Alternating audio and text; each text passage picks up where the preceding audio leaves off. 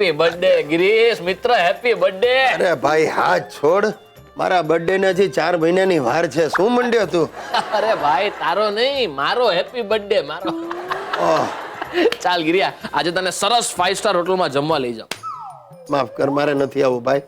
મારે તારી સાથે ક્યાંય નથી આવવું. આ ગયા મહિનાનો અનુભવ બહુ થઈ ગયો. હાલા તું આવી જ રીતે મને શોપિંગ મોલમાં શોપિંગ કરવા લઈ ગયો તો યાદ છે ને? 2,500ની તે ખરીદી કરી. મારે માટે એક 45 રૂપિયાનું ટી શર્ટ લીધું. મને થયું ચાલો આ લુખે સુધરી ગયો.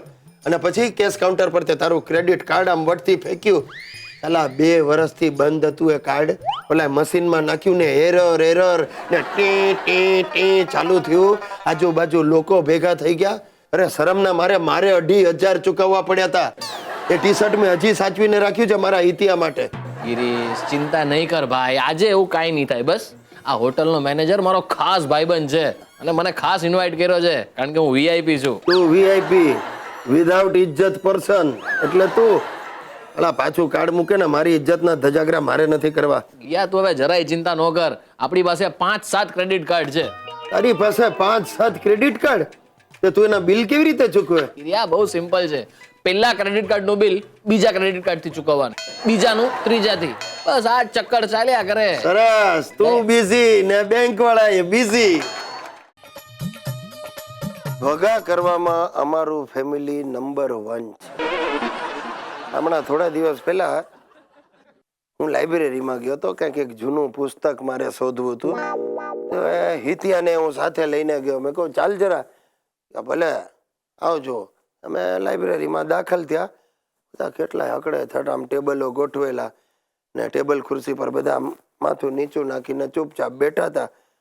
ને હિતિયાને મેં બેસાડ્યો ને ચોપડી શોધવા ગયો. એમાં હિતિયાએ બૂમ પાડી, એ એક મસાલા ઢોસો લાવ.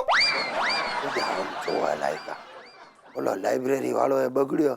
એને કાંટો પાડ્યો, ચૂપ રે, લાઇબ્રેરી છે, ધીમે બોલ. એટલે હિતિયો એની પાસે ગયો, હે એક મસાલા ઢોસો લાવ. હું તો એવો ફોટો પડી ગયો.